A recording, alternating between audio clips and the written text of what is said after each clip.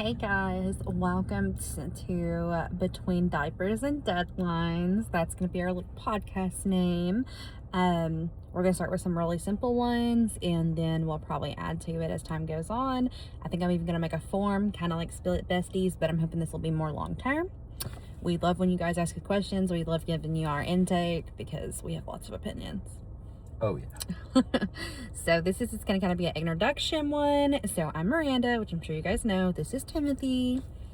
We've been together since 2015. We had Maddie in 2024.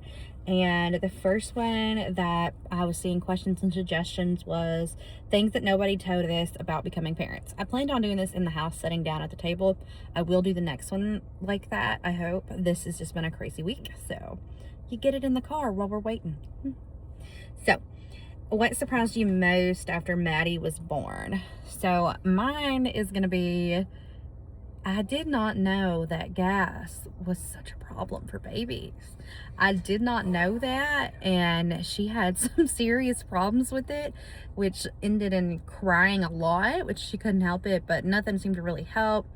But I was just so surprised that gas and burps were such Yeah, tying into that burping is a process. Like movies and shows make it be like, pat, burp, done. No, not with Maddie, at least. We had to like hold her neck up. It looked like we were choking her, and then we like had to pat really forcefully, honestly. It was doctor recommended. Oh, is that funny, Bubba? We've got our nephew Jackson back there too. He thinks it's funny, apparently. So what was your most surprised after Maddie was born? Probably that most surprising thing. Well, really for me, is how small she was. Yeah. Just tiny. There to there. It's how big she was. And I was deathly afraid of everything being a danger to her. She, for the first like 3 weeks of her life, she lived in a laundry basket. Yeah, I didn't actually share that with you guys, I don't think. So I was like, that was back when I was still on the don't judge me, I don't want to be judged. And now I'm like, judge me, I don't care, give me your money. No, I'm just kidding.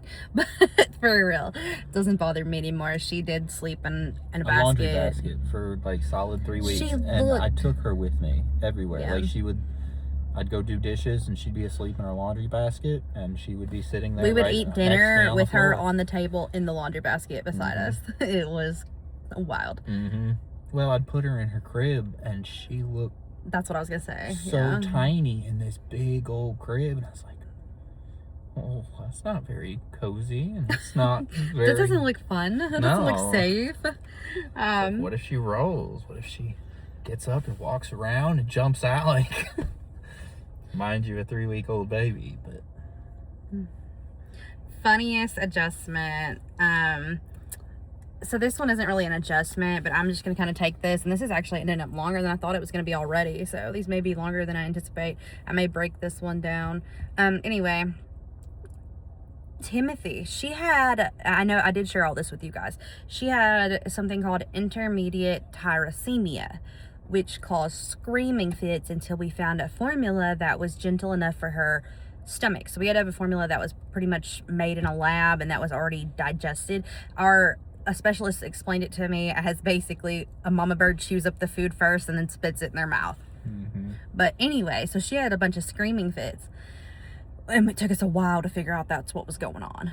And Timothy, one night, it was one of the first nights we had her home, I wake up and he's gone and the baby's gone, which I appreciated that he was letting me sleep. But as a new mom, you're like, oh my God, where's my baby? Where's my husband? What is going on? I go into the living room and he's laying in the floor in front of our fireplace with the baby in the basket. And I'm like, what is going on? It's like poking. I'm like, baby? And he's like, oh, what? Where's the baby? I'm like, well, the baby's right there, but what are you doing? He had decided that she was screaming because she was cold. Well, and he used all of our propane, and we have like a 500-gallon tank, something like that. 100-gallon tank. Yeah, he used all of our propane in 2 days because she was just I might have had it about 80 degrees in there. Well, I was thinking she just came out from the incubator and whatnot. The hospital was warm. She wasn't in an incubator. Well, not incubator. She was in a, she had jaundice. Thing. Yeah, I can't think of what you call them. She had jaundice, so she was in the little incubator, but, yeah. What's your funniest?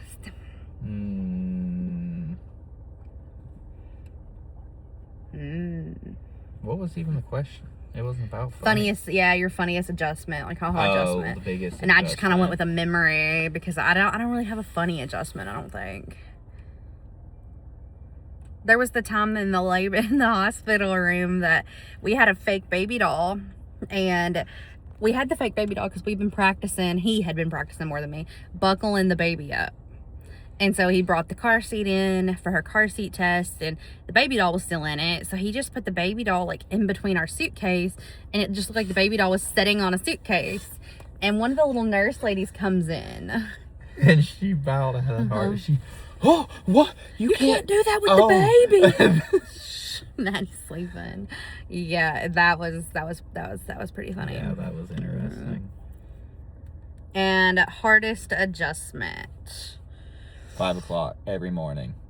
Yeah, honestly, for I agree. 16 months. Every it's still single happening. Morning. 5 a.m. She is a creature of habit. She does not understand that it's the weekend. does not understand. Or just doesn't care.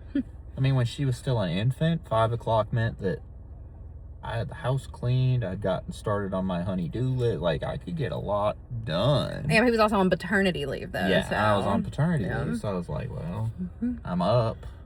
She's back to sleep after her bottle, so, you know, I'm going to replumb the kitchen sink and put in that new sink I've been meaning to put in for a month. Like, when he was on paternity leave, he got so much stuff done, y'all. It was great. I wish he was a stay-at-home dad. Like, I'm not meant to be a stay-at-home mom, I don't think. Because I'm not as productive with it as he is. He's meant to be a stay-at-home dad. Now it's just 5 o'clock. Well, we're up. Time to get up and make breakfast and watch the nugget. The nugget run around the house like a... Do nugget stuff. Like a little wild thing. I guess, too, for me, one of the hardest adjustments has been she's already, which I know this isn't like super common because I'm in a bunch of groups, babies her age. She's already down to 1 nap a day, y'all. Oh, yeah. And she's trying to fight that 1 nap, and I'm like, no, you must take that 1 nap. So we'll see. Yeah, this has already reached 8 minutes. We may have to turn these into more of a YouTube podcast series because I didn't even get to the other 2 questions that you guys submitted. But submit some more questions. Submit a story. We love the stories. We love analyzing your guys' life, okay? I'm all about that too. So drop us anything and let's have fun next Sunday. I think at 7 is what I said.